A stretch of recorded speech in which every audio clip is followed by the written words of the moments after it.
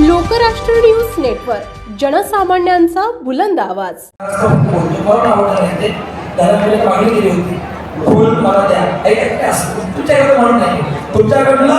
तुमच्याकडनं प्रेरणा घेऊन अजून लोक म्हणून सांगितलं आता अक्षय महाराज माझे शुभ आहेत आणि श्री जनता माझी आहे, यांच्या तुम्ही काय करणार नाही.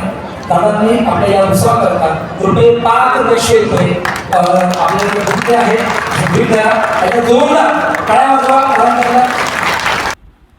खटाव तालुक्यातील वडूज येथे वैष्णवांचा महामेळा. हा भव्य आध्यात्मिक सोहळा 24 मे पासून 31 मे अखेर सुरू आहे.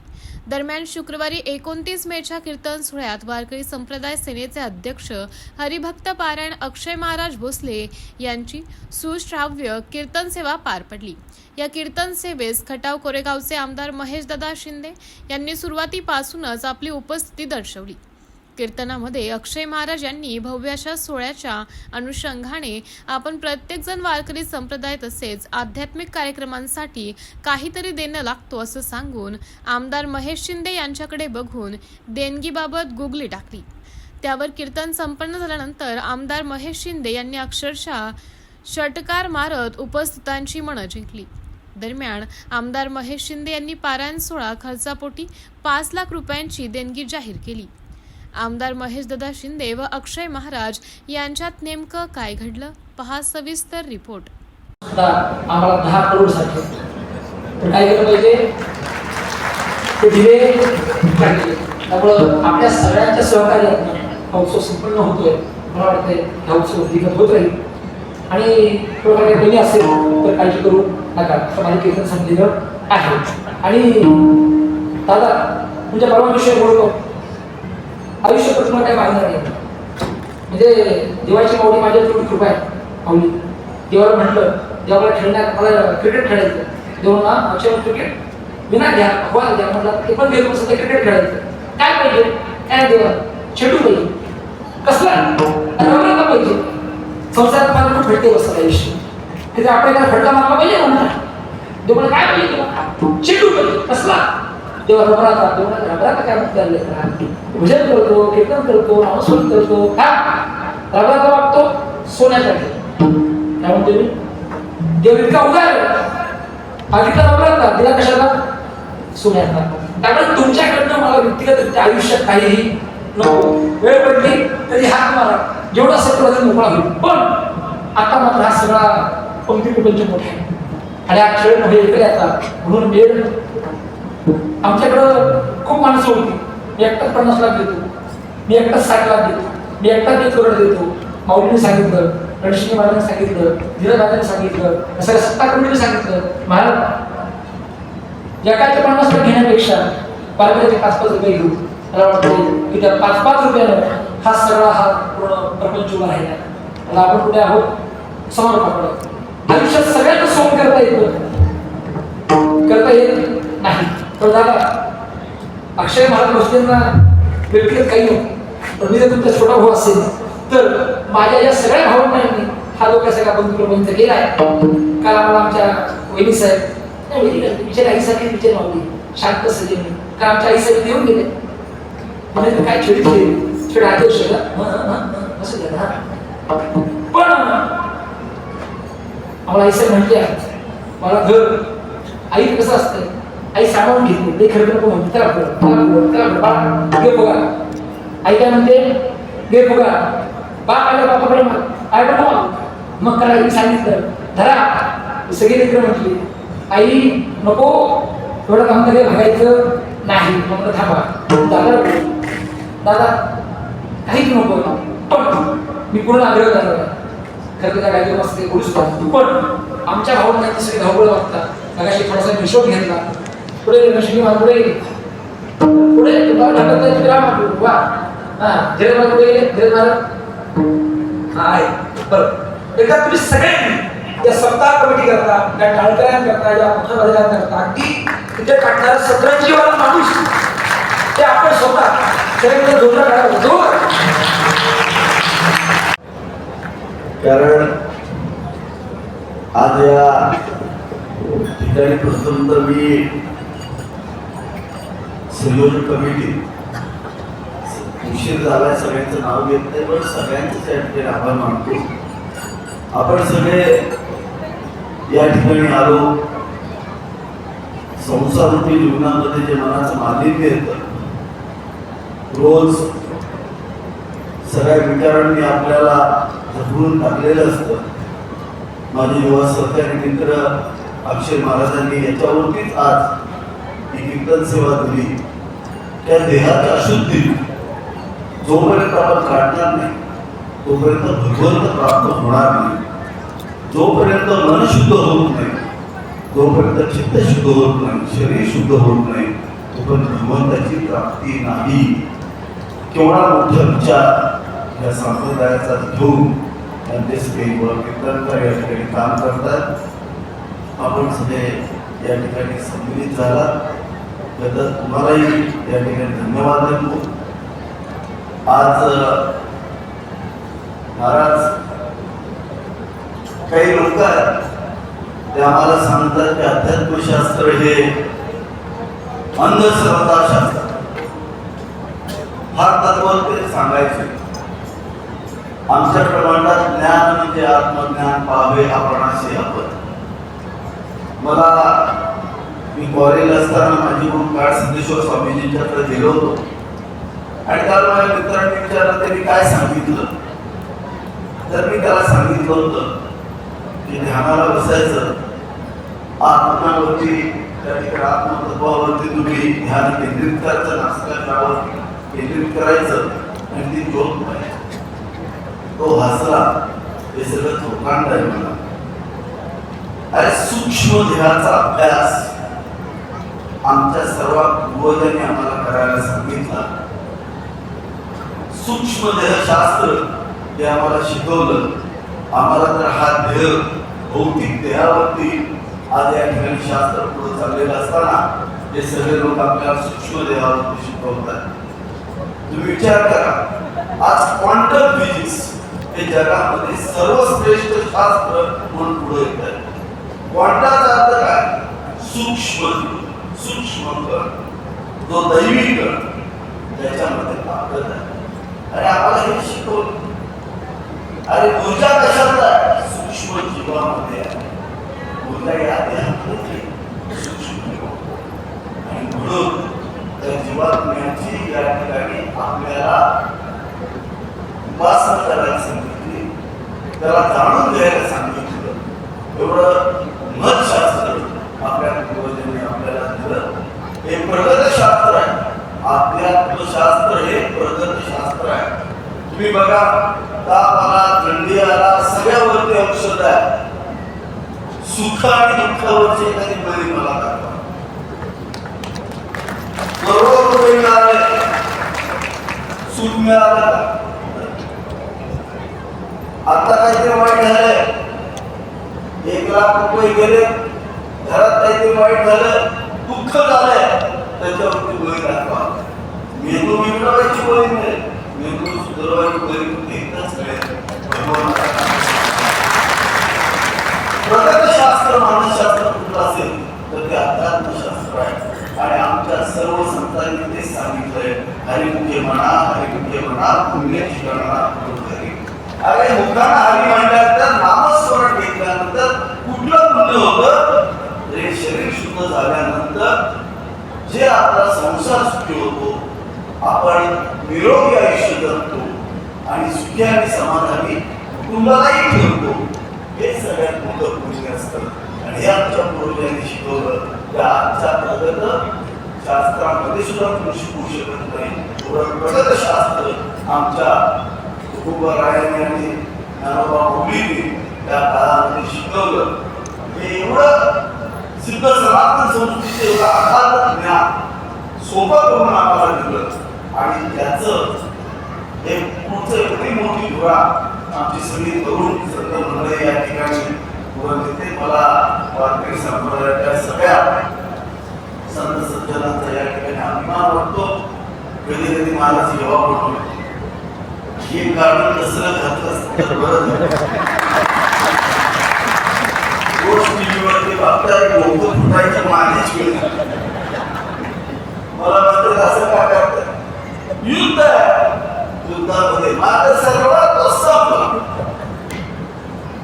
आमचं शास्त्र वेगळं हे शास्त्र वेगळं आमचं जरा विचित्र हे सरळ नाही तर माणसाचा उद्धार होतो आमच्याकडं कुणाचा उद्धार होतो माहित नाही बऱ्याचा पुढाऱ्यांचाच उद्धार होतो जनतेचा पुढे झालेला करण्यासाठी आज मी या काळापासून व्यसनमुक्त संघाचं ठाकरेंच्या नेतृत्वाने काम केलं स्वामीजींच्या नेतृत्वाखाली काम केलं आम्ही सगळे आज तरुण या ठिकाणी महाराष्ट्र मात्र ठिकाणावरती आणण्याचं काम करतोय आपला आशीर्वाद असाच राहू द्या आणि एक लक्षात ठेवा कोण देत नाही देणारा एवढा मोठा असू शकत नाही देणारा एकच आहे माऊली लक्षात घ्या आपण कोण नाही लक्षात घ्या आणि एका केला सगळं गेलं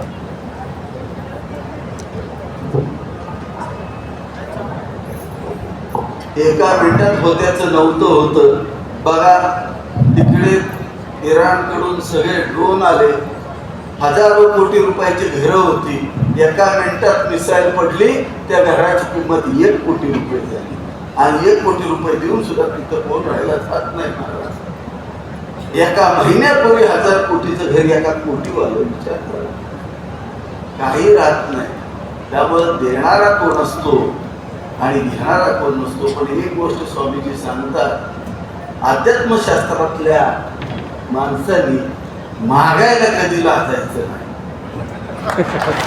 दिलंच पडायचं नाही सुरुवातीला मी लाजायचो स्वामीजी म्हणले आपली झोली कायम अशीच पाहिजे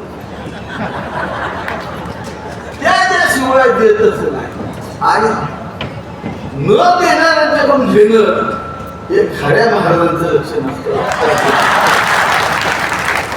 आम्ही पण कधी मठाचं त्या ठिकाणी मोठा गाडा हाकतो पण नाही म्हणायचं नाही लक्षात घ्या खर्चून दाबून घ्यायचं आता महाराजांनी कसं माझ्याकडून दाबून घेतलं हे असंच आहे अध्यात्मशास्त्र हे कोणासाठी काय कोणाच्या संसाराला चाललंय का समाजाच्या प्रगतीसाठी चाललंय आता इतकं डोकं तुटलेलं असतं त्या टीव्ही बघून बघून आमच्या माता भगिनींचं महाराजांनी मगाशी सांगितलं लाडक्या बहिणीचं महिन्याचं द्या मी बघत होतो आता किती जरी घरी जातो उद्यापासून सगळं लोक मी चुकून बायकोला म्हणलो अगं लाडक्या बहिणींनी बहुतेक राज्य सरकारच्या विकास कामावरती ताण पडतो एका मिनिटात बायको म्हणली अहो माझी जीवनसखी होती अजिबात नाव काढायचं नाही आता कुठेतरी आमचं नीट झालंय अगं मी तुला काय असलं बोललो नाही मी आपलं तुला खरं खरं सांगितलं नाव सुद्धा काढत नाही आमच्या बायकांना पैसे मिळते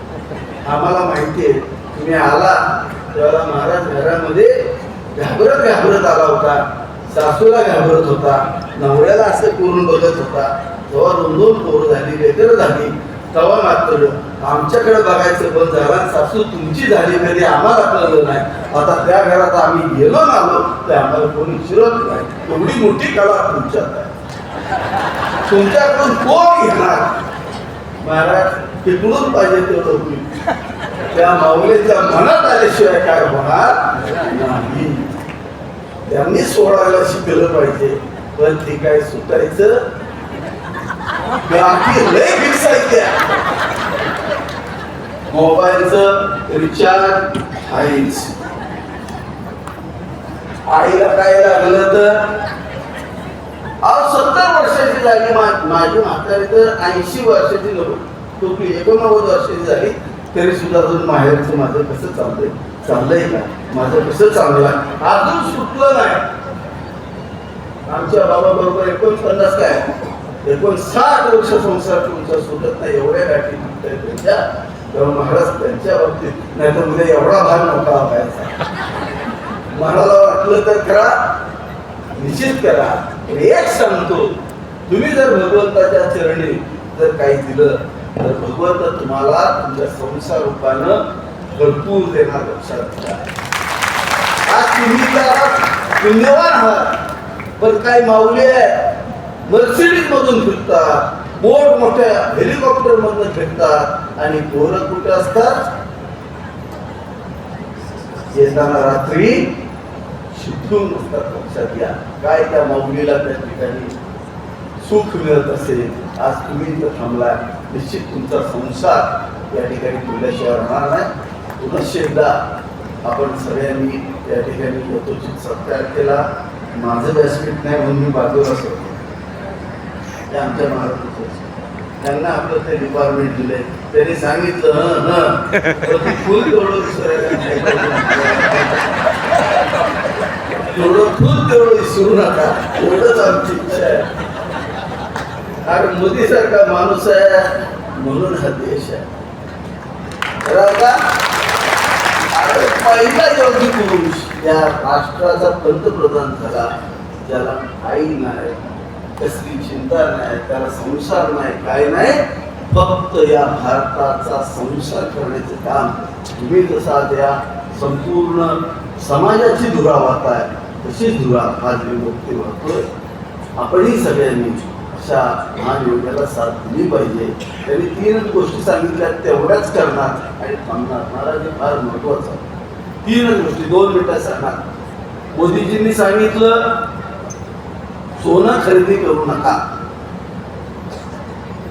महाराज 5 लाखाचं कर्ज काढलं, बायको मागे लागली, मला 2 तोलं घ्या, घेतलं, गाडी बसली, गावात आली. राहिलेल्या 3 लाखाचं काय केलं? किराणा माल भरला, कामाला लागले. 1 वर्षाला लक्षात आलं कर्ज डबल झालं का?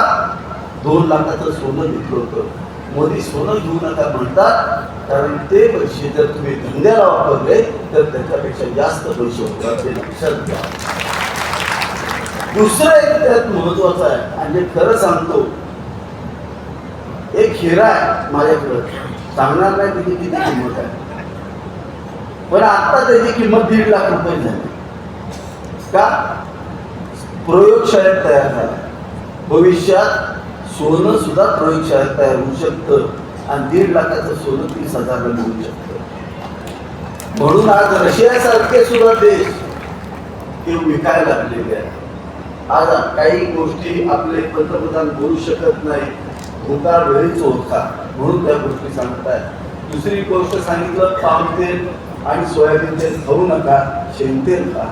आमचे विरोधक म्हणतायत, ते काही लोक बोलले, मला वाईट वाटलं की आमच्यावरती आता हे सांगायला लागले का.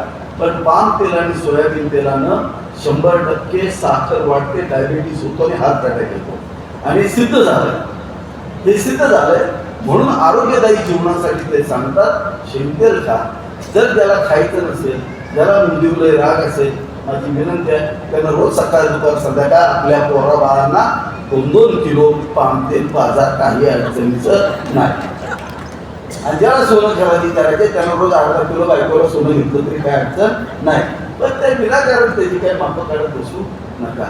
आणि डिझेल पेट्रोल का वाचवायचं, तर डिझेल पेट्रोलमुळे जे आज प्रदूषण होतंय ते इतकं भयानक आहे की कॅन्सर सारखी महामारी या ठिकाणी होते. आज ते सांगतायत नवीन इलेक्ट्रिकच्या गाड्या आल्या, ते सगळ्यात चांगल्या गाड्या आहेत, त्या वापर वाढवण्यासाठी आज या ठिकाणी सरकारने उचललेलं पाऊल आहे. पण काही गोष्टी ते बोलू शकत नाहीत.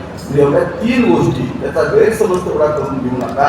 या अंगीकारणं हे पंचमहाभूताचं आणि मानवी जीवनाचं सेवा करण्याचं व्रत आहे. एवढंच आव्हान या ठिकाणी करतो.